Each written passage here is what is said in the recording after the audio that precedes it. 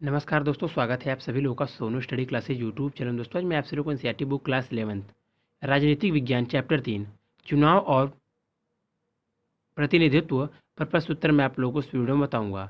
मुख्य बिंदु 1984 के लोकसभा चुनाव में कांग्रेस पार्टी ने 543 में से 415 सीटें जीती, जो कुल 80% से भी अधिक हैं। पूरे देश को 543 निर्वाचन क्षेत्रों में बांट दिया गया है।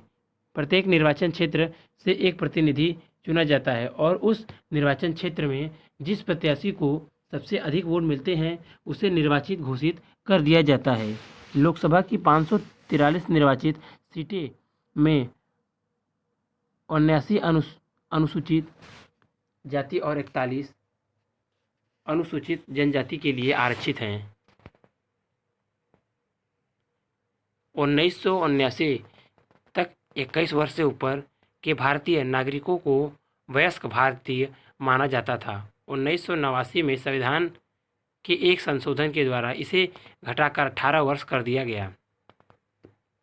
लोकसभा या विधानसभा चुनाव में खड़े होने के लिए उम्मीदवार को कम से कम 25 वर्ष का होना चाहिए। यदि किसी व्यक्ति को अपने अपराध के लिए 2 या 2 से अधिक वर्षों के लिए जेल हुई हो तो वह चुनाव लड़ने के योग्य नहीं है। भारतीय संविधान का अनुच्छेद 324 निर्वाचनों के लिए मतदाता सूची तैयार कराने और चुनाव के संचालन का अधीक्षण, निर्देशन और नियंत्रण का अधिकार एक स्वतंत्र निर्वाचन आयोग को देता है। 1993 में 2 निर्वाचन आयुक्तों की नियुक्ति हुई और निर्वाचन आयोग बहुसदस्यीय हो गया। तब से यह बहुसदस्यीय बना हुआ है। संविधान मुख्य निर्वाचन आयुक्त और निर्वाचन आयुक्तों के कार्यकाल की सुरक्षा देता है। उन्हें 6 वर्षों के लिए अथवा 65 वर्ष की आयु तक के लिए नियुक्त किया जाता है। भारत के संविधान के अनुच्छेद 324 के तहत भारत में शांतिपूर्ण व निष्पक्ष चुनाव संपन्न कराने के लिए एक चुनाव आयोग के गठन की व्यवस्था की गई है। भारत के निर्वाचन आयोग की सहायता करने के लिए प्रत्येक राज्य में एक मुख्य निर्वाचन अधिकारी होता है। अभ्यर्थी प्रश्नावली, अभ्यास प्रश्नावली। प्रश्न नंबर 1, निम्नलिखित में कौन प्रत्यक्ष लोकतंत्र के सबसे नज़दीक बैठता है? क, परिवार की बैठक में होने वाली चर्चा। ख, कक्षा संचालन, क्लास मॉनिटर का चुनाव। ग, किसी राजनीतिक दल द्वारा अपने उम्मीदवार का चयन। घ, मीडिया द्वारा करवाए गए जनमन संग्रह। उत्तर घ, मीडिया द्वारा करवाए गए जनमन संग्रह। प्रश्न नंबर 2, इनमें कौन सा कार्य चुनाव आयोग नहीं करता? क, मतदाता सूची तैयार करना। ख, उम्मीदवारों का नामांकन करना। ग, मतदान केंद्रों की स्थापना। घ, आचार संहिता लागू करना। अंग, पंचायत के चुनाव का पर्यवेक्षण। उत्तर ख, उम्मीदवारों का नामांकन। प्रश्न नंबर 3, निम्नलिखित में कौन सी बात राज्यसभा और लोकसभा के सदस्यों के चुनाव की प्रणाली में समान है? क, 18 वर्ष से ज़्यादा की उम्र का हर नागरिक मतदान करने के योग्य है। ख, विभिन्न प्रत्याशियों के बारे में मतदाता अपनी पसंद को वरीयता क्रम में रख सकता है। ग, प्रत्येक मत का समान मूल्य होता है। घ, विजयी उम्मीदवार को अधिक से अधिक मत प्राप्त होने चाहिए। उत्तर ग, प्रत्येक मत का समान मूल्य होता है।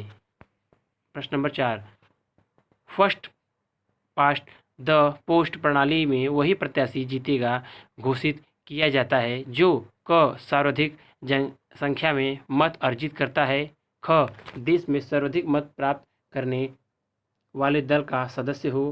ग, चुनाव क्षेत्र के अन्य उम्मीदवारों से राज्य उम्मीदवारों से ज़्यादा मत हासिल करता है। घ, 50% से अधिक मत हासिल करके प्रथम स्थान पर आता है। उत्तर ग, चुनाव क्षेत्र के अन्य उम्मीदवारों से ज़्यादा मत हासिल करता है। प्रश्न नंबर 5, पृथक निर्वाचन मंडल और आरक्षित चुनाव क्षेत्र के बीच क्या अंतर है? संविधान निर्माताओं ने पृथक निर्वाचन मंडल को क्यों स्वीकार नहीं किया। उत्तर, पृथक निर्वाचन मंडल और आरक्षित चुनाव क्षेत्र के बीच निम्नलिखित अंतर हैं। स्वतंत्रता के पूर्व भी इस विषय पर बहस हुई थी और ब्रिटिश सरकार ने पृथक निर्वाचन मंडल की शुरुआत की थी। इसका अर्थ यह था कि किसी समुदाय के प्रतिनिधि के चुनाव में केवल उसी समुदाय के लोग वोट डाल सकेंगे। संविधान सभा के अनेक सदस्यों को इस पर शंका थी। इनका विचार था कि यह व्यवस्था हमारे उद्देश्यों को पूरा नहीं करेगी, इसलिए आरक्षित निर्वाचन क्षेत्रों की व्यवस्था को अपनाया गया। इस व्यवस्था के अंतर्गत किसी निर्वाचन क्षेत्र में सभी मतदाता वोट तो डालेंगे, लेकिन प्रत्याशी केवल उसी समुदाय या सामाजिक वर्ग का होगा जिसके लिए वह सीट आरक्षित है। संविधान निर्माताओं ने पृथक निर्वाचन मंडल को इसलिए स्वीकार नहीं किया क्योंकि अनेक ऐसे सामाजिक समूह हैं जो पूरे देश में फैले हुए हैं। किसी एक निर्वाचन क्षेत्र में उनकी इतनी संख्या नहीं होती कि वह किसी प्रत्याशी की जीत को प्रभावित कर सके, लेकिन पूरे देश पर नज़र डालने पर वे अच्छे खासे बड़े समूह के रूप में दिखाई देते हैं। उन्हें समुचित प्रतिनिधित्व देने के लिए आरक्षण की व्यवस्था जरूरी हो जाती है। संविधान अनुसूचित जातियों और अनुसूचित जनजातियों के लिए लोकसभा और राज्यसभा विधानसभाओं में आरक्षण की व्यवस्था करता है। प्रारंभ में यह व्यवस्था 10 वर्ष के लिए की गई थी, पर अनेक संवैधानिक संशोधनों द्वारा इसे बढ़ाकर 2010 तक कर दिया गया है। आरक्षण की अवधि खत्म होने पर संसद इसे और आगे बढ़ाने का निर्णय ले सकती है। इन दोनों समूहों की आरक्षित सीटों का वही अनुपात है जो भारत की जनसंख्या में इतना अनुपात है। आज लोकसभा की 543 निर्वाचित सीटों में 79 अनुसूचित जाति और 41 अनुसूचित जनजाति के लिए आरक्षित है। प्रश्न नंबर 6, निम्नलिखित में कौन सा कथन गलत है? इसकी पहचान करें और किसी एक शब्द अथवा पद को बदलकर, जोड़कर अथवा नए क्रम में सजाकर इसे सही करें। क, एक फर्स्ट पास्ट द पोस्ट प्रणाली, जो सबसे आगे वही जीते प्रणाली का पालन भारत के हर चुनाव में होता है। उत्तर, यह कथन गलत है क्योंकि पीटीपी प्रणाली का प्रयोग हर समय नहीं होता है। राष्ट्रपति, उपराष्ट्रपति व राज्यसभा के सदस्यों का चुनाव एकल मत प्रणाली के द्वारा होता है। अन्य चुनावों में पीटीपी प्रणाली का पालन होता है। ख, चुनाव आयोग पंचायत और नगर पालिका के चुनाव का पर्यवेक्षण नहीं करता। उत्तर, यह कथन सही है। ग, भारत का राष्ट्रपति किसी चुनाव आयोग को नहीं हटा सकता। उत्तर, यह कथन गलत है कि भारत का राष्ट्रपति किसी चुनाव आयोग को नहीं हटा सकता, लेकिन राष्ट्रपति किसी चुनाव आयोग को हटा सकता है जब उसके खिलाफ भ्रष्टाचार के आरोप सिद्ध हो जाएं। घ, चुनाव आयोग में एक से ज़्यादा चुनाव आयोग की नियुक्ति अनिवार्य है। उत्तर, यह कथन सही है। प्रश्न नंबर 7, भारत की चुनाव प्रणाली का लक्ष्य समाज के कमजोर तबके की नुमाइंदगी को सुनिश्चित करना है, लेकिन अभी तक हमारी विधायिका में महिला सदस्यों की संख्या 10% तक भी नहीं पहुंची। इस स्थिति में सुधार के लिए आप क्या उपाय सुझाएंगे? उत्तर, प्रश्न नंबर 8, एक नए देश के संवैधानिक के बारे में आयोजित किसी संगोष्ठी में वक्ताओं ने निम्नलिखित आशाएं जताई। प्रत्येक कथन के बारे में बताएं कि उनके लिए फर्स्ट पार्ट द पोस्ट सर्वाधिक मत से जीत वाली प्रणाली उचित होगी या समानुपातिक प्रतिनिधित्व वाली प्रणाली। क, लोगों को इस बात की साफ साफ जानकारी होनी चाहिए कि उनका प्रतिनिधि कौन है, ताकि वे उसे निजी तौर पर जिम्मेदार ठहरा सकें। उत्तर, लोगों की इच्छाओं को अधिक प्रभावी रूप से व्यक्त करने के लिए पार्टी मत प्रणाली सबसे अधिक उपयुक्त होगी, क्योंकि इसमें नागरिकों को प्रतिनिधियों का सीधा संपर्क रहता है तथा नागरिक अपने प्रतिनिधि को सीधे रूप से जिम्मेवार ठहराकर उन्हें अगले चुनाव में सत्ता से हटा सकते हैं। प्रथम रूप में इस प्रणाली में नागरिकों को अपनी पसंद का उम्मीदवार चुनने का मौका मिलता है। ख, हमारे देश में भाषाई रूप से अल्पसंख्यक छोटे छोटे समुदाय हैं और देश भर में फैले हैं। इसे इनकी ठीक ठीक नुमाइंदगी को सुनिश्चित करना चाहिए? उत्तर, सभी अल्पसंख्यकों को उनकी संख्या के आधार पर व उसी अनुपात में उचित प्रतिनिधित्व देने के लिए अनुपातिक मत प्रणाली का कोई एक तरीका प्रयोग करना चाहिए जिससे सभी अल्पसंख्यकों को उचित प्रतिनिधित्व मिल सके। भारत में अनेक धार्मिक, जातीय, भाषाई व सांस्कृतिक अल्पसंख्यक पाए जाते हैं, जिनके उचित प्रतिनिधित्व के लिए अनुपातिक मत प्रणाली अधिक उपयुक्त है। ग, विभिन्न दलों के बीच सीट और वोट को लेकर कोई विसंगति नहीं रहनी चाहिए। उत्तर, इस वर्ग के लोगों की इच्छा को पूरा करने के लिए अनुपातिक मत प्रणाली का लिस्ट प्रणाली प्रयोग में लाया जा सकता है, जिसके अनुसार राजनीतिक दलों को मिलने वाली वोटों व उनके द्वारा प्राप्त सीटों में एक निश्चित अनुपात पाया जा सकता है। घ, लोग किसी अच्छे प्रत्याशी को चुनने में समर्थ होने चाहिए, भले ही वह उसके राजनीतिक दल को पसंद न करते हों। उत्तर, फ, पार्टी-पो प्रणाली में नागरिक अपने पसंद का उम्मीदवार चुन सकते हैं, भले वे उस उम्मीदवार के राजनीतिक दल को पसंद न करते हों। प्रश्न नंबर 9, एक भूतपूर्व मुख्य चुनाव आयुक्त ने एक राजनीतिक दल का सदस्य बनकर चुनाव लड़ा। इस मसले पर कई विचार सामने आए। एक विचार यह था कि भूतपूर्व मुख्य चुनाव आयुक्त के एक स्वतंत्र नागरिक है, उसे किसी राजनीतिक दल में होने का चुनाव लड़ने का अधिकार है।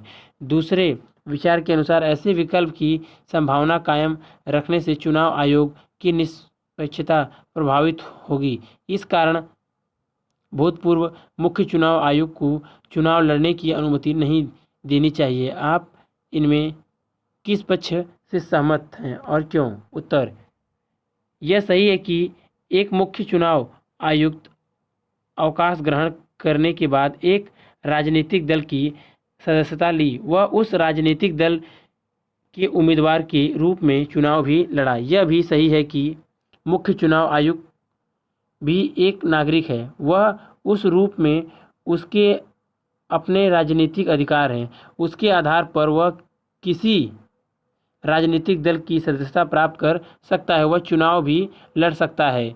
परंतु चुनाव आयुक्त क्योंकि उस पद पर स्वयं रह चुका है, जो चुनाव की प्रक्रिया को नियंत्रित करते हैं तथा वह चुनाव को प्रभावित करता है, अतः उचित यह रहेगा कि मुख्य चुनाव आयुक्त राजनीति से दूर रहें, वह किसी प्रकार का चुनाव आदि न लड़ें। प्रश्न नंबर 10, भारत का लोकतंत्र अब अनगढ़ फर्स्ट पास्ट द पोस्ट प्रणाली को छोड़कर समानुपातिक प्रतिनिधित्वात्मक प्रणाली को अपनाने के लिए तैयार हो चुका है। क्या आप इस कथन से सहमत हैं? इस कथन के पक्ष अथवा विपक्ष में तर्क दें। उत्तर, वर्तमान में भारत में फ-पा-टी-पो प्रणाली लो अपनाया गया है, जिसमें प्रत्येक नागरिक अपनी पसंद के उम्मीदवार के पक्ष में अपना मत व्यक्त करता है। चुनाव की समाप्ति के बाद मत की गणना की जाती है। जिस उम्मीदवार को बहुमत मिलता है उसे विजयी घोषित कर दिया जाता है, लेकिन कुछ उम्मीदवार में जैसे राष्ट्रपति व उपराष्ट्रपति व राज्यसभा के चुनाव अनुपातिक मत प्रणाली से किए जाते हैं, जिसमें मतदाता अलग अलग उम्मीदवारों के प्रति अपनी पसंद व्यक्त करते हैं। अतिरिक्त प्रश्नावली। प्रश्न number 1, first past the post system क्या है? उत्तर, चुनाव व्यवस्था में जिस प्रत्याशी को अन्य सभी प्रत्याशियों से अधिक वोट मिल जाता है उसे ही निर्वाचित घोषित कर दिया जाता है। विजयी प्रत्याशी के लिए यह जरूरी नहीं है कि उसे कुल मतों का बहुमत मिले। इस विधि से जो सबसे आगे वही जीते प्रणाली first past the post system कहते हैं। प्रश्न नंबर 2, समानुपातिक प्रतिनिधित्व से क्या अभिप्राय है? उत्तर, प्रत्येक पार्टी चुनावों से पहले अपने प्रत्याशियों की एक प्राथमिकता सूची जारी कर देती है और अपने उतने ही प्रत्याशियों को उस प्राथमिकता सूची से चुन लेती है, जिनकी सीटों का कोटा उसे दिया जाता है। चुनाव की इस व्यवस्था को समानुपातिक प्रतिनिधित्व प्रणाली कहते हैं।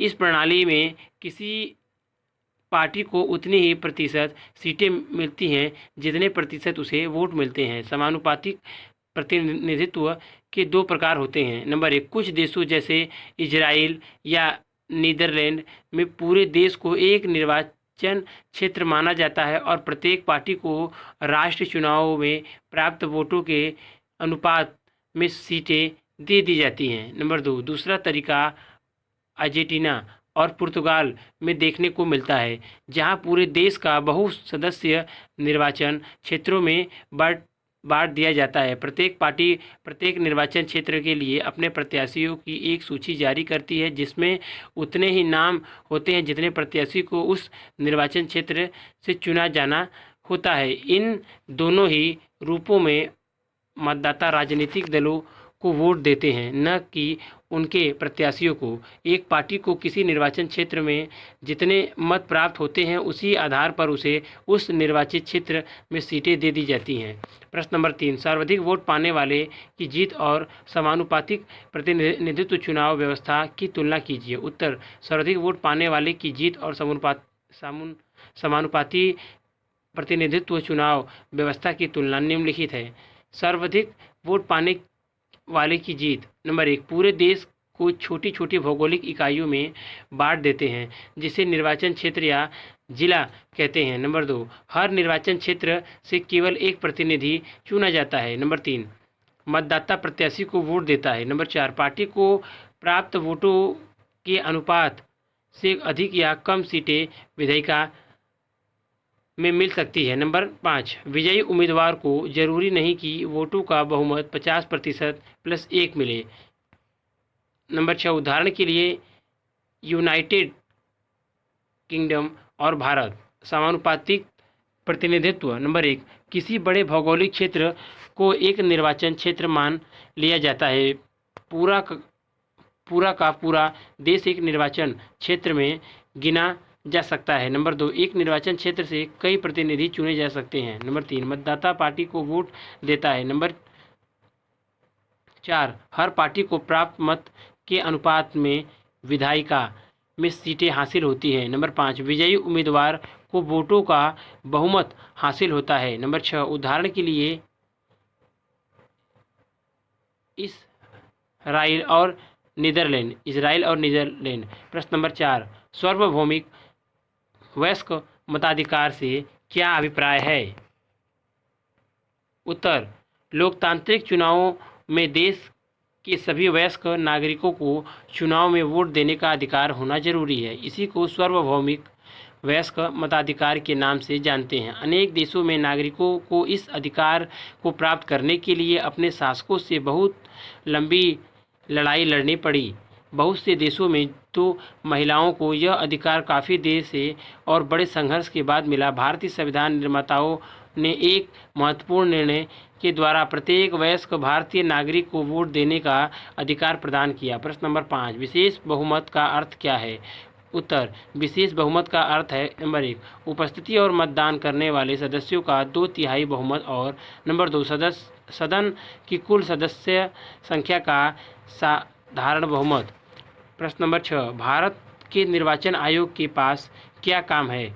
उनका वर्णन कीजिए। उत्तर, भारत के निर्वाचन आयोग के पास काफ़ी काम है, जो निम्न प्रकार से है। नंबर 1, वह मतदाता सूचियों को नया करने के काम की देखरेख करता है। पूरा प्रयास करता है कि मतदाता सूचियों में गलतियां न हों, अर्थात पंजीकृत मतदाताओं के नाम न छूट जाएं और न ही उनमें ऐसे लोगों के नाम हो जो मतदान के अयोग्य हो या जीवित ही न हो।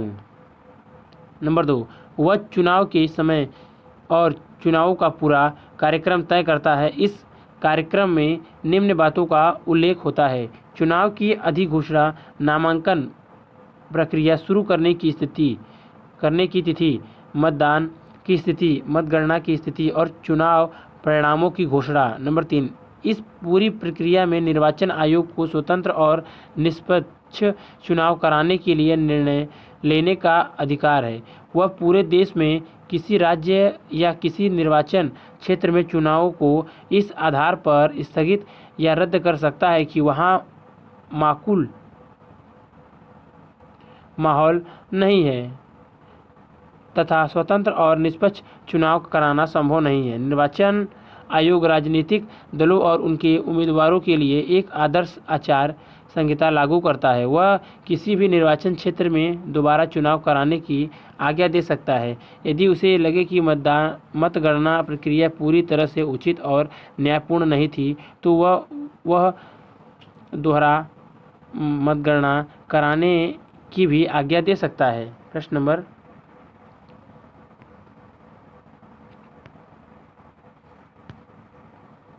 नंबर 4, निर्वाचन आयोग राजनीतिक दलों को मान्यता देता है और उन्हें चुनाव चिन्ह आवंटित करता है। प्रश्न नंबर 7, भारत में कानून के द्वारा चुनाव सुधारों का वर्णन कीजिए या निर्वाचन आयोग के द्वारा चुनावों में किस प्रकार की संशोधन किए गए हैं उनका वर्णन कीजिए। उत्तर, निर्वाचन आयोग के द्वारा चुनाव में निम्न प्रकार के संशोधन किए गए हैं। नंबर 1, हमारी चुनाव व्यवस्था को सर्वाधिक मत से जीत वाली प्रणाली के स्थान पर किसी प्रकार की समानुपाती एक प्रतिनिधित्व प्रणाली लागू करनी चाहिए। इससे राजनीतिक दलों को उसी अनुपात में सीटें मिलेंगी जिस अनुपात में उन्हें वोट मिलेंगे। नंबर 2, संसद और विधान सभाओं में 1/3 सीटों पर महिलाओं को चुनाव के लिए विशेष प्रावधान बनाए जाएं। नंबर 3, चुनावी राजनीति में धन के प्रभाव को नियंत्रित करने के लिए और अधिक कठोर प्रावधान करने चाहिए। सरकार को एक विशेष विधि से चुनाव खर्चों का भुगतान करना चाहिए। नंबर 4, जिस उम्मीदवार के विरुद्ध फौजदारी या मुकदमा हो उसे चुनाव लड़ने से रोक दिया जाना चाहिए, भले ही उसने उसके विरुद्ध न्यायालय में अपील कर रखी हो। नंबर 5, चुनाव प्रचार में जाति और धर्म के आधार पर की जाने वाली किसी भी अपील को पूरी तरह से प्रतिबंधित कर देना चाहिए। नंबर 6, राजनीतिक दलों की कार्यप्रणाली को नियमित करने के लिए तथा उनकी कार्यविधियों को और अधिक पारदर्शी तथा लोकतांत्रिक बनाने के लिए एक कानून होना चाहिए। प्रश्न नंबर 8, निर्वाचन आयोग को किस स्थानों पर चुनाव कराने में कठिनाइयों का सामना करना पड़ता है। उत्तर, निर्वाचन आयोग को असम, पंजाब तथा जम्मू और कश्मीर जैसे हिंसाग्रस्त क्षेत्रों में चुनाव कराने में अनेक कठिनाई परिस्थितियों का सामना करना पड़ता है। प्रश्न नंबर 9, किस सन में चुनाव प्रक्रिया को बीच में रोकना पड़ा और क्यों। उत्तर, सन 1991 में पूरी चुनाव प्रक्रिया को बीच में ही रोकना पड़ा क्योंकि चुनाव प्रचार के दौरान में पूर्व प्रधानमंत्री राजीव गांधी की हत्या कर दी गई थी।